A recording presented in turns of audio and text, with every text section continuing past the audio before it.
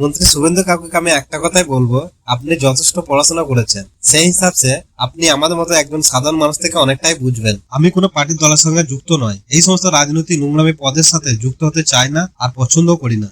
গো মাতা, আপনারা গরুকে মাতা বলছেন, ঠিক আছে, তাই হলো। আপনি তো এখন রাজনৈতিক দলের সঙ্গে যুক্ত হয়েছেন, সেই হিসাবে মন্ত্রী কাজের ভিত্তিতে টিভি দেখার সময় পাবেন, কিন্তু ছোট বয়সে পড়াশোনা চলাকালীন সময়ে নিশ্চয়ই অন্তত একবার না একবার ডিসকভারি চ্যানেলটা ফলো করে থাকবেন। সেই সমস্ত জঙ্গলে দেখে থাকবেন কত লাখ লক্ষ গরুকে বাঘ সিংহের মতো পশুরা কয়েক মিনিটের মধ্যে হত্যা করে শিকার করে এক নিমিষের মধ্যে ধরে খেয়ে ফেলছে। তখন সেই সমস্ত গরুগুলোর প্রতি আপনার মায়া হচ্ছে না? আগে এই সমস্ত গরুগুলোকে তো রক্ষা করেন, তারপর না হয় দেশের কুরবানির গরুগুলোর কথা ভাবতে আসবেন। আপনি কি বলছেন গরুগুলোকে চাষি ক্ষেতের কাজের জন্য ব্যবহার করা হবে? আপনারা যদি গরুকে মাথায় মনে করেন, তবে তাদেরকে ক্ষেতের কাজে কেন ব্যবহার করে কষ্ট দিতে যাবেন? কোন এক পরিবারে 5টা ছেলে, ছোট ছেলে চুরি করেছে, সে দোষী, তাকে জেলে ভরার সাথে সাথে বাকি 4জনকে দোষী সাব্যস্ত করে জেলে ভরে দেবেন নাকি? আমি এটাই বলতে চাইছি, যে সমস্ত মুসলিম হিন্দুদের প্রতি খারাপ ব্যবহার করেছে তাদেরকে জেলে ভরছেন না কেন? বাকি মুসলিমদের প্রতি কেন নিয়ম চালু করছেন?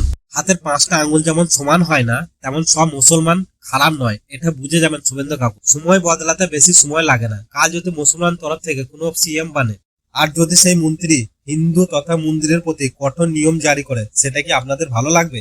আমার তো মোটেই ভালো লাগবে না। চায়নারা সাপ খায়, সেটা আমাদের কাছে গা শিহরণ করা ঘৃণার প্রতীক। তাই বলে কি আমরা তাদেরকে সাপ খেতে দেবো? যার যেটা রুচি তারা সেটাই খাবে। সবারই শরীরে প্রোটিনের দরকার। একটা গরু 500 লোকের মাংসের যোগান দেয়, সেখানে 500 হিন্দুদের জন্য 200 ছাগলের হত্যা করতে হয়। তাহলে পশু হত্যার পরিমাণ বেশি কাদের জন্য? মুখ্যমন্ত্রী মমতা ব্যানার্জি ভোট পাওয়ার উদ্দেশ্যে মুসলিমদের একত্রিত করে গেম খেলেছে। এখন তো আপনিও দেখছি হিন্দুদের নিয়ে গেম খেলছেন। তবে মুখ্যমন্ত্রী মমতা ব্যানার্জি আর আপনার মধ্যে কি পার্থক্য থাকলো?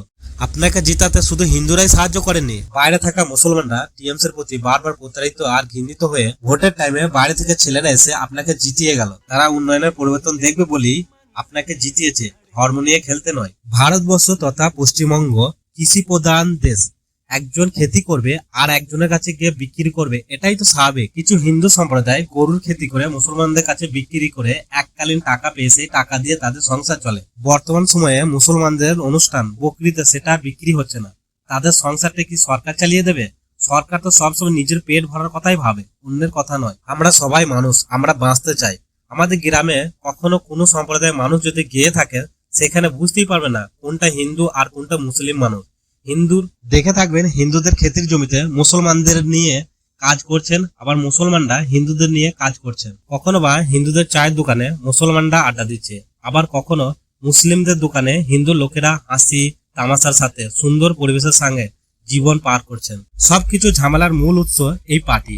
আমাদের ধর্মের মধ্যে ভেদাভেদ সৃষ্টি করছে এই পার্টি সম্প্রদায়। প্রত্যেকটি বাড়ির ঝামেলা থেকে শুরু করে সবকিছু ঝামেলার মূল কারণ খুঁজতে গেলে দেখা যায় সেখানে কোনো না কোনো পার্টির সঙ্গে জড়িত আছে। বন্ধ করেন আপনাদের এই রঙ্গ তামাশা। আমরা চাই না সরকার ও সরকারের আইন কানুন, আমরা শান্তি চাই, যুদ্ধ নয়। প্রাচীন যুগে জনগণের মাথার ওপর ভারী বোঝা সম্পন্ন সরকার না থেকেও মানুষ সুন্দর পরিবেশের সাথে জীবন পার করেছে। অবশ্যই সরকারের কাছে আমি এইটুকু অনুরোধ করব, মুসলিমদের কুরবানি করতে দেওয়া হোক, তবে বেশি সংখ্যক গরু কাটা যাবে না। প্রতি 200 লোকের মধ্যে একটা গরু, তবে সেই গরুর মাংস কোনো পরিবার একা নিতে পারবেন না, এটা করলে অপরাধ।